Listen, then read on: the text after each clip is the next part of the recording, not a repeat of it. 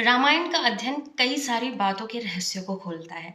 वहीं पर आज मैं आपको एक ऐसी बात बताने के लिए जा रही हूँ जो शायद से आपने सुनी भी ना हो किसी के मुंह से, क्योंकि कितनी सारी बातें होती है जिनके तथ्य नहीं होते तो वो सामने वाले को बताई भी नहीं जाती। पर मैंने जरूरी समझा तो मैं आज आप लोगों के साथ में वो तथ्य साझा कर रही हूँ जो रामायण से संबंधित है। देखिए, राम जी जब छोटे से थे, बाल्यावस्था में थे, तभी राम जी ने केकई माँ से वनवास जाने का वचन ले लिया था। वो एक कथा अलग है, वो कभी बाद में सुनाई जाएगी। पर उससे रिलेटेड बात बताने जा रही हूँ। जब राम जी बड़े हुए, विवाह करके आए, तो दशरथ जी को एक स्वप्न आया और स्वप्न में उन्होंने देखा कि राम जी वनवास जा रहे हैं। वहीं पे मंथरा को एक स्वप्न आया और स्वप्न में उन्होंने देखा कि उनको अयोध्या से बाहर निकाला जा रहा है। दशरथ जी ने ये सोचा कि अगर राम को राजा बना दिया जाए तो उसको वनवास नहीं जाना पड़ेगा। वहीं पर मंथरा ने ये सोचा कि केकई और सुमित्रा तो मुझे अयोध्या से बाहर नहीं निकाल सकती, लेकिन अगर राम राजा बन गए तो कौशल्या जरूर मुझे अयोध्या से बाहर निकाल सकती हैं। इसी डर को दूर करने के लिए दोनों ही अपनी कोशिश में लग गए। दशरथ जी ने तुरंत ही आनन फानन में राम जी के राज्य अभिषेक की घोषणा कर दी। वहीं पर मंथरा ने केकई को भड़का दिया और इस तरीके से दोनों के स्वप्न अपनी अपनी जगह पर पूरे होने लगे। दशरथ और मंथरा की स्वप्न को ना सच करने की इस प्रयास ने कहीं ना कहीं उनके इस स्वप्न को सच कर दिया।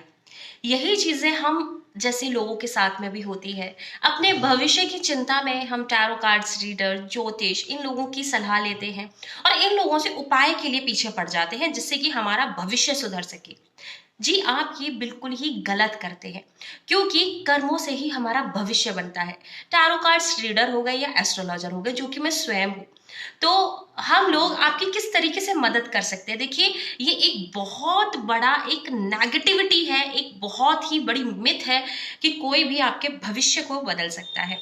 जी हाँ, अगर टैरो कार्ड रीडर और ज्योतिष के माध्यम से आपको सही रास्ता मिल जाए तो हाँ, आप कर्म सही करके उस नकारात्मक भविष्य से बच सकते हैं।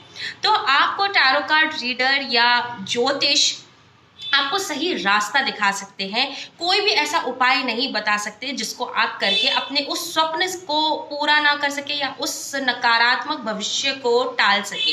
हाँ, लेकिन आपको अगर सही रास्ते बता दिए जाएंगे, अगर आपके मन से उस बात का डर निकाल दिया जाएगा, तो आप निडर होकर कोई भी फैसला गलत नहीं लेंगे और अपने भविष्य में हो रही उस घटना को बदल सकते हैं।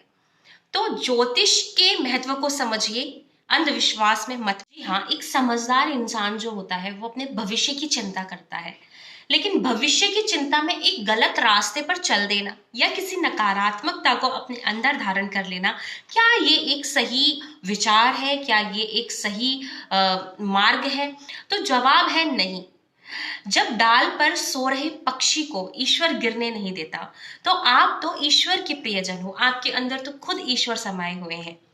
पक्षी को अपने पंखों पर विश्वास होता है, ना कि बैठी हुई डाल पर। अगर उसके पास पंख है तो वो डाल टूटने पर अपने पंखों की सहायता से उड़ जाएगा।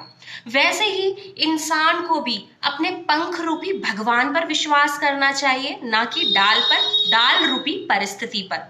परिस्थिति हो सकता है विषम आ जाए, लेकिन भगवान रूपी पंख हमारे सहायक बनेंगे आसमान को छूने के लिए। तो भविष्य की चिंता होना अच्छी बात है, भविष्य के लिए कर्तव्य करना अच्छी बात है, भविष्य के लिए दूसरों की मदद करना अच्छी बात है, लेकिन भविष्य को सुधारने के लिए दशरथ और मंथरा जैसी गलती करना, ये कोई अच्छी बात नहीं है। होगा वही जो राम रचि राखा। अगर राम जी ने जो रचकर भेज दिया है तो किसी में ताकत नहीं है कि उसको मिटा सके। तो आपकी और हमारी क्या मजाल है। जय श्री कृष्ण।